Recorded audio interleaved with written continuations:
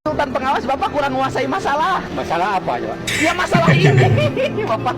Pengawas konsultan proyek ini bikin Deddy Mulyadi gedek bukan kepalang. Pas ditanya A, jawabnya malah B. Ternyata pas Kang Deddy cari tahu latar belakang pendidikannya, inilah faktanya. Ayah, pengawas NASA. Bapak pengawas, Ya. pengawas konsultan. Ya, Sudah sejak lama, berapa lama jadi pengawas konsultan? udah lama Pak. Udah pengalaman. Sudah Ini berapa senti, Pak? 5 cm. Udah diukur. Udah, Yang ini udah diukur. udah. Coba lihat ukurannya.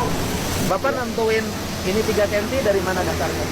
Dari ini Pak, saya dari... Udah diukur. Udah, Mana udah. ukurannya? Ya itu Pak. Alat ukurnya mana, Bapak? Gak ada. Alat ukurnya mana?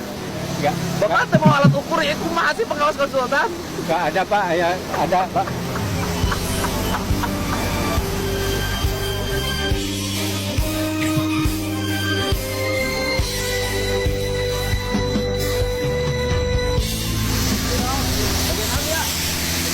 Operator sini alat berat. Ngitungnya per kilometer berapa? Per hari ya?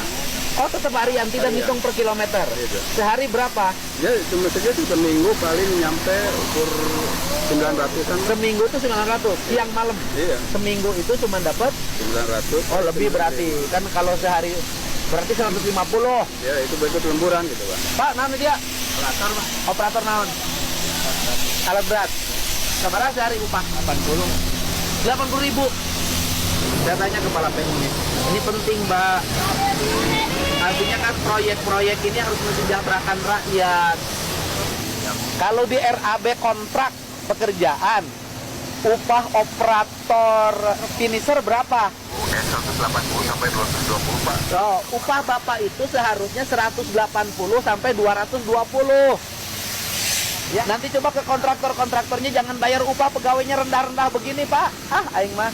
Jadi maksudnya kan ini proyek banyak hampir 3 triliun. Nah, inginnya saya ini rakyat itu ikut menikmati dengan upah yang layak. Ah, benar.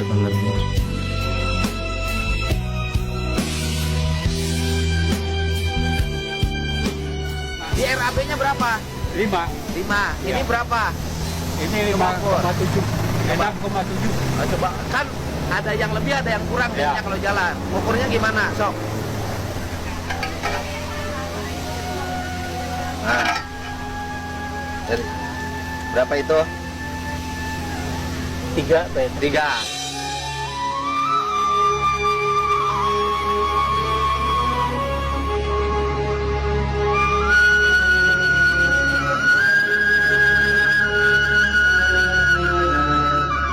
Seharusnya sebelah sini berapa senti? Harusnya 4. Berarti ada volumenya kurang. Iya. Terus kalau volumenya kurang, Bapak gimana?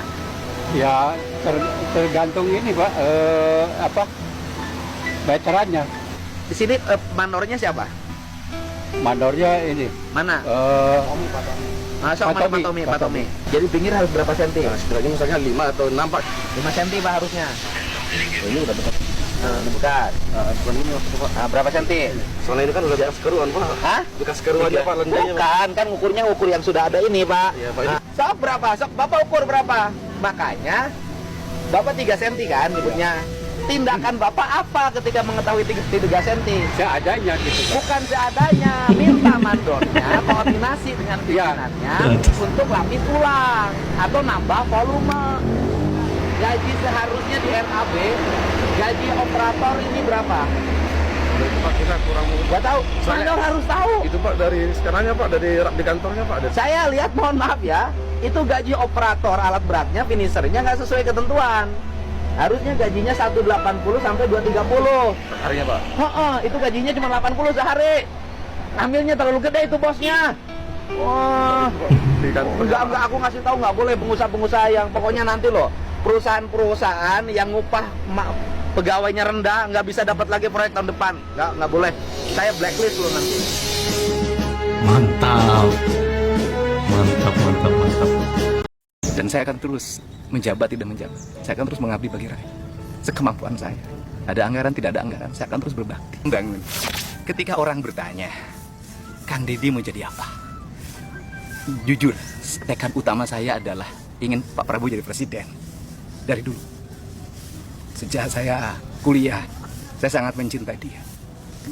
Dan saya tidak memiliki ambisi untuk jadi apapun. Kalau beliau nugasin, apapun akan saya lakukan. Andai kata misalnya saya terpilih jadi anggota DPR, kursinya buat yang lain aja, saya bersedia memberikan. Nah, kalau Pak Prabowo minta. Ya ini konsultan proyeknya ya, konsultan hukum proyek bikin Pak Deddy ini ya keleng-keleng. Lucu sih bro, udah sepuh gitu ya, masih kerja gitu ya, tapi nggak apa-apa, bekerja keras itu bro. Cuma ini tadi yang udah disampaikan ke DM itu buat para bos-bos pengusaha gitu ya, ya dinaikin lah gajinya itu para pekerjanya gitu ya bro, jangan yang untung besar sendirinya tapi pekerjanya nggak dikasih gaji gede gitu ya bro, untung sendiri namanya bro. Betul sih Pak Dede, backlist aja perusahaan yang nakal itu, gaji karyawannya kecil padahal kerja di lapangan itu kan capek susah gitu ya bro. Ya bener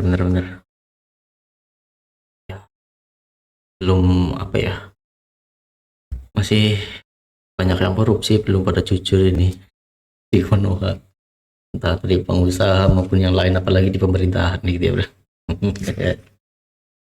Mantap.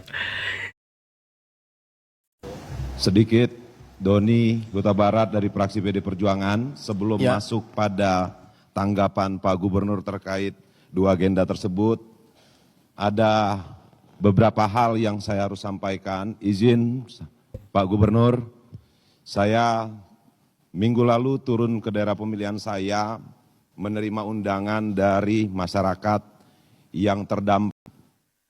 Ada yang dilakukan oleh Dinas DPMD, itu yang terdata ada sejumlah 2.644 jiwa yang terdampak.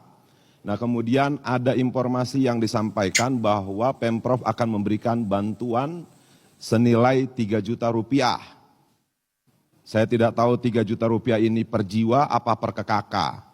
Nah kalaupun sudah dijanjikan seperti itu, tindak lanjutnya seperti apa? Kalaupun memang benar 3 juta per KK, anggaran yang digunakan dari mana? Nah itu, dan kemudian saya harus sampaikan juga, ini mungkin sudah disampaikan bahwa ada audit terhadap 26 perusahaan ini. Jadi yang saya mau sampaikan di sini Pak Gubernur, saya harapannya ke depan, bagaimana supaya jalan tambang terrealisasi.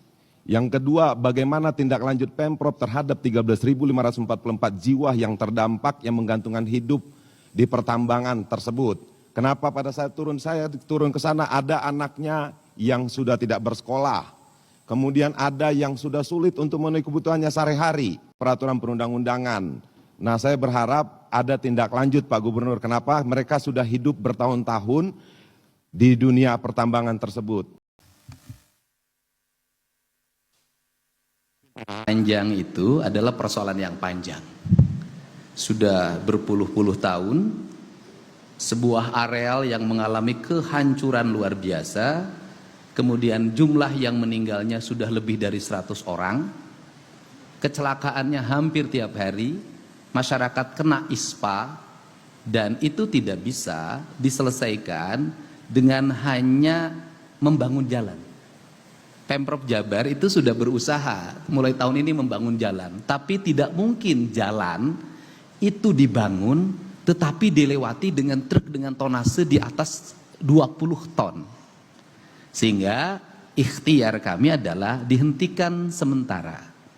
Dihentikan sementara apa aspeknya, variabelnya? Pertama adalah variabel kerusakan lingkungan. Yang kedua, variabel perlindungan tenaga kerja. Yang ketiga, variabel reklamasi. Yang keempat adalah variabel transportasi. Ya kurang lebihnya seperti itu ya tanggapan KDM tentang tambang di Parung Panjang. Itu di Parung Panjang kan terkenal dengan kecelakaan lalu lintasnya ya. Tambangnya itu kan sering macet, kecelakaan dan lain-lain. Ya ini kan lagi dicari solusi dari DPR dan pemerintahan lah ya. Ya semoga cepat terlaksana ya. Apa yang diharapkan semoga semoga berlancar dengan baik lah ya, berjalan dengan baik gitu ya bro. Ya kalau warung panjang sih saya tahu lah ya, tapi kalau tambangnya nggak tahu tambang apa. Tapi sering ditanyakan itu kecelakaan intinya ya, yang meninggal juga kan, macetnya luar biasa, truk-truknya itu kan gede-gede juga gitu ya. Ini masih dicarikan solusi. Nah ini tanggapan BDM sebagai ya seperti itu tadi ya bro tanggapannya, saya nggak bisa ngomong. Oke mungkin sekian dulu aja ya bro, mohon maaf bila ada salah kata.